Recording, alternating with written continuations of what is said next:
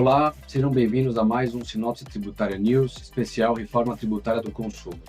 Eu sou Eduardo Katz e hoje estou com os meus sócios Luiz Felipe e André Freire para falar um pouquinho sobre os efeitos da reforma no reequilíbrio econômico-financeiro dos contratos administrativos. Esse é um tema importante e pouco discutido até agora. A gente sabe que a reforma tributária ela impacta de forma muito ampla toda a economia e, como não poderia deixar de ser, também impacta os contratos públicos, os contratos administrativos, em especial os contratos de concessão. Esse é um assunto que tem despertado o interesse aqui mais recentemente, conforme a gente se aproxima do momento de transição da reforma tributária, já que a gente vai ter uma mudança bastante radical em termos de sistema tributário. Então, os tributos que normalmente incidem sobre esses contratos administrativos, PIS/COFINS e ISS, vão deixar de existir, né? Vão ser substituídos pela CBS e pelo IBS, e, além dessa substituição, a gente tem diversos aspectos para examinar, entender e avaliar em relação ao aumento de carga tributária, que é, sem dúvida nenhuma, o principal receio não só desse, como de outros setores. Então, só para dar em grandes números aqui, antes da gente entrar especificamente nos pontos que a gente vai discutir, via de regra, esses setores estão sujeitos a uma alíquota de ISS de até 5% e um PIS/COFINS no regime cumulativo de até 3,65%. Esse é o regime mais comum para esse tipo de serviço. Já no contexto da reforma tributária, a gente passa para uma CBS-IBS com uma alíquota padrão que se estima próxima a 30%. Hoje, o número mais comentado é em torno de 28%. Essa diferença gritante de números, por si só, já traz um primeiro alerta. Além disso, acho que a gente tem discutido também que a reforma tributária ela extingue muitos dos benefícios fiscais e isenções que também beneficiavam e beneficiam ainda hoje esses setores. Então, por conta disso, e também pelo fato desses setores não terem sido incluídos no contexto da reforma, dentre aqueles com algum tipo de redução, até se tentou, até houve uma discussão no projeto de lei, da Lei Complementar 214, a inclusão do serviço de abastecimento de água e esgotamento sanitário dentro de uma alíquota reduzida, equiparando com o setor de saúde, isso acabou não sendo concretizado. Então, o fato é que hoje a gente tem, ao menos nominalmente, um aumento bastante expressivo da carga. Então, o primeiro ponto aqui que eu gostaria de tratar primeiro com o Felipe. Felipe, além dessa questão do aumento nominal da carga, o que a gente consegue comentar um pouquinho com os nossos clientes sobre expectativa de alguma espécie de neutralização desse aumento, principalmente pensando nessa nova lógica que a reforma traz também de uma base ampla de creditamento de CBS e IBS. De verdade, o governo fala, ele vende para todos os contribuintes, para todo o mercado, que vai existir uma melhora em muitos casos, e eventualmente em alguns outros casos vai existir uma piora, vai depender de cada caso mesmo, mas que de forma geral vai existir uma base mais ampla de creditamento mesmo, e dentro do que se coloca mesmo é que essa base mais ampla vai permitir, enfim, primeiro, uma redução do efeito cascata, ou seja, o imposto pago em cada etapa da cadeia produtiva pode ser integralmente creditado na etapa seguinte. Então, você elimina a tributação em cascata, que hoje tende a encarecer vários produtos e tipos de serviço. Então, a redução de efeito cascata é prometida e uma neutralização. Então, quando você tem, no que o governo fala, no que você tem um aumento de alíquota por um lado, você também tem tomadas de crédito maiores de outro lado. Então, embora essas alíquotas de CBS, as nominais, e de CBS e IBS possam ser superiores, esse amplo crédito tende a reduzir a base efetiva de cada tributo, neutralizando ou reduzindo o impacto. Mas é claro que, como a gente sabe, determinados setores não vão se beneficiar disso e alguns setores se beneficiam. Para as concessionárias, de forma geral, cadeia de fornecedores, as empresas concessionárias de infraestrutura, elas tradicionalmente elas possuem cadeias longas de fornecedores e subcontratados. Então, elas tendem a se beneficiar da não cumulatividade plena e, por conta disso, elas se creditam em tributos pagos na cadeia toda. Agora, por outro lado, as concessionárias, muitas são prestadoras de serviço, quase todas são prestadoras de serviço envolvidas no setor de infraestrutura. Então, aqui o setor de infraestrutura, de uma forma geral, vai sofrer, o setor de serviços vai sofrer, de forma geral, um pouco mais com isso, porque não necessariamente você consegue ter tantos créditos quanto outros setores, como industriais, por exemplo, ou os comerciais. Então, como eu falei, cada caso vai ser um caso, e aí este cada caso sendo um caso é que vai gerar uma importância tão grande nas cláusulas de reequilíbrio econômico financeiro de cada um dos contratos que são assinados. Então, cada contrato realmente vai ter que ser visto, porque, até onde eu já vi, tem contratos que falam de CMS especificamente, tem contratos que falam de CMS PiscoFins, tem contratos que falam de qualquer tipo de desequilíbrio, é claro que não envolvendo imposto de renda e contribuição social, mas então cada contrato vai precisar ser visto em função disso.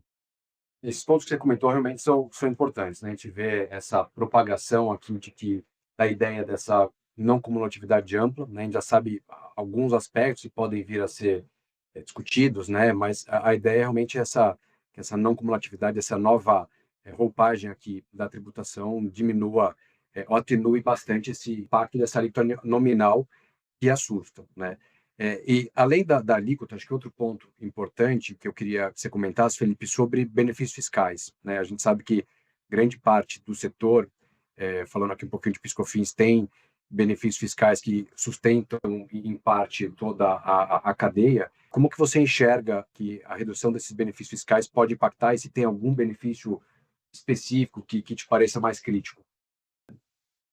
A ideia do governo é realmente acabar com os benefícios fiscais, e a ideia é que você tenha benefícios de IBS e CBS que valham de forma de modo mais uniforme. Então você tem até um REID, por exemplo, para construção, mas vai pegar todo mundo. Então eles vão tirar, a ideia é tirar aqueles benefícios que hoje são setoriais, ou aqueles benefícios que são dados pelos estados mesmo, e essa autonomia não vai existir mais. Então muitos contratos de infraestrutura contam hoje com benefícios fiscais, isenções, reduções, enfim, base de cálculos, créditos presumidos, enfim, isso tudo, então, pode resultar, sim, em um aumento efetivo da carga tributária, ainda que a alíquota nominal possa não ser tão maior assim, mas pode sim, de verdade, gerar uma carga maior. Então, você pega uma concessionária hoje que tem um benefício fiscal de redução de base de cálculo do ICMS sobre as receitas de pedágio, ela pode perder esse benefício com a extinção do ICMS, e aí você vai ter um aumento imediato da carga, ainda que a alíquota de IBS, no final das contas, possa ser semelhante, mas você vai ter uma carga final, porque cada caso é um caso. Mas, na verdade, o aumento ele pode existir não só por conta do fim dos benefícios fiscais, mas de várias outras razões também. Você pode também ter uma mudança na sistemática de crédito, essa mudança que foi feita, então você pode ampliar ela. Por outro lado, você pode ter restrições para algumas empresas que possam, eventualmente, não deixar a empresa chegar naquela alíquota que seria o desejável para neutralizar em relação ao que ela já tem hoje. Você pode ter empresas, por exemplo, que têm muitas exportações e eventualmente não conseguem usar todos os créditos, e você eventualmente então vai ter um aumento de créditos residuais. Então, como eu falei, cada caso é um caso, e a gente vai ter que olhar a planilha de cada empresa para esse fim. Esse ponto realmente é importante. A gente está aqui em via de começar, né, a reforma, lembrando para todos que ano que vem a gente começa em 2026 com ainda uma etapa teste, né? E em 2027, efetivamente, com o impacto mais importante, com a extinção do PiscoFins, que é um dos tributos que acabam contando com esses benefícios mais setoriais que você comentou. Então, acho que esse exercício da planilha, né, acho que é legal esse termo que você usou, ele é super urgente, né? E ele nos leva aqui, acho que justamente para os pontos que a gente tem para discutir um pouquinho com o André. A gente a- quando examina a Lei Complementar 214, né, que é uma lei bastante extensa, a gente vê em um dos capítulos, o capítulo 4 da lei, ele trata especificamente de mecanismos de reequilíbrio econômico-financeiro desse tipo de contrato, né? Ou seja, está claro que o legislador, quando tratou aqui da reforma, já teve essa sensibilidade de que esses contratos administrativos longos, muitas vezes, e firmados antes da transição do regime, iriam ser afetados e precisariam prever mecanismos, né? Então, basicamente, o que a gente tem aqui é a possibilidade da empresa, da concessionária, apresentar um pedido de reequilíbrio, né, para a administração pública, e esse pedido vai ter que estar comprovado, vai ter que ter uma comprovação bastante efetiva e concreta do desequilíbrio que foi causado pela alteração da carga tributária em função da substituição dos impostos, né, do PiscoFins e ISS pelo CBS e IBS. Então, aqui quem for apresentar esse tipo de pedido vai ter que considerar diversos elementos, inclusive alguns dos que o Felipe comentou. Então, toda a base de crédito, não só da própria concessionária, mas também da cadeia produtiva, a possibilidade de repasse desse ônus a terceiro, né, desse encargo financeiro, e também essa extinção de benefícios fiscais. André, esse tema, embora tenha trazido na Lei Complementar 214, imagino que no contexto de contratos administrativos ainda deve ter tido outras experiências que ensejaram esse tipo de reequilíbrio. Quando a gente olha aqui para esses mecanismos previstos na lei específica de reforma tributária, a sua primeira avaliação, te parece que esses instrumentos são adequados, suficientes para trazer mais segurança jurídica para o setor, ou tem pontos que você já antevê como possíveis gargalos, questões mais problemáticas? Bom, Eduardo, a resposta à tua pergunta é objetivamente sim, a lei ela traz mecanismos, porque no final das contas, e acho que esse é um ponto importante, o tema de modificações tributárias, né, majorações em alíquotas, base de cálculo, fim de isenções, etc., elas sempre foram um caso clássico de fato do príncipe, ou seja, um evento da área administrativa extraordinária, ou seja, o risco extraordinário de um contratado em relação ao qual ele não controla. Isso foi o exemplo clássico em sala de aula de fato do príncipe, aumento de tributo. O aumento de tributo ele gera necessariamente o direito a reequilíbrio econômico financeiro. Aí a grande questão sempre em qualquer tipo de pedido de reequilíbrio econômico financeiro, isso vale desde do contrato administrativo em geral, né, como um fornecimento de bem, uma prestação de serviço de limpeza, até um contrato muito mais complexo, por exemplo, de operação de presídio, de operação de metrô, que é uma PPP ou uma concessão, tá? Então, esse sempre foi a regra geral. Eu acho que o legislador, ele, óbvio que se não tivesse a disposição prevista aqui na lei, seria possível fazer o reequilíbrio pela regra geral, mas foi melhor que o legislador tenha colocado, tenha previsto na lei complementar a disciplina relacionada à reforma tributária. Bom, a lei, ela prevê lá no 374 que vai ter que ser verificada a carga tributária efetiva, né? O que efetivamente vai levar de majoração. Tradicionalmente, se você tem, por exemplo, um contrato que incide o ISS e aumenta a alíquota do ISS, um contrato, um contrato administrativo qualquer, o que o concessionário tem que fazer, o contratado tem que fazer, ele tem que pegar aquela alíquota, mostrar como ela impacta no fluxo de caixa daquele contrato, como ela impacta nos custos daquele contrato, e automaticamente ele recebe esse complemento. Um dos problemas que a gente tem aqui, que foram comentados por você, é justamente pelo Felipe, foi justamente relacionado a essa carga tributária efetiva, porque aqui a gente tem um efeito tão impactante, tão grande, que ele envolve muito mais do que uma mera alíquota, uma mera linha na planilha dos custos daquele dado contrato administrativo. Ele impacta em toda uma cadeia produtiva que tende a majorar o contrato administrativo como um todo. E, tradicionalmente, esses custos nunca foram objeto de reequilíbrio econômico-financeiro. Então, quando a interpretação que eu faço do 374 é que quando o legislador coloca que tem que ser verificada a carga tributária efetiva, ele está querendo fazer referência a todo esse arcabouço. E isso, em alguma medida, é reforçado pelo fato de que o parágrafo 2º do artigo 374, ele prevê que mesmo nos contratos cuja matriz de risco preveja que impactos tributários supervenientes são de responsabilidade da contratada, mesmo nesses casos, o reequilíbrio se faz necessário em face da reforma tributária. Por que esse dispositivo é útil? Porque, de modo geral, eu te diria que talvez em 99,999% dos contratos administrativos, aumento de tributo, ele é um fator de reequilíbrio, é um risco alocado ao poder público. Ou seja, o poder público sempre responde. No caso das concessões, está bem claro lá que impostos sobre a renda eles não são objetos de reequilíbrio econômico-financeiro. Em alguns contratos administrativos também, imposto sobre a renda, quando um contratado tem vários contratos, enfim. Mas, de modo geral, quando se consegue demonstrar o impacto efetivo, o impacto direto do aumento do tributo no contrato administrativo, surge o direito de reequilíbrio, cabendo apenas o contratado demonstrar esse impacto efetivo. Então, o que eu quero dizer? Dificilmente uma matriz de risco não vai estabelecer que o risco de aumento de tributo não é do poder público, ele sempre tende a ser do poder público. Mas que tipo de risco de aumento de tributo que não impacta? É quando tem um aumento de tributo na tua cadeia produtiva.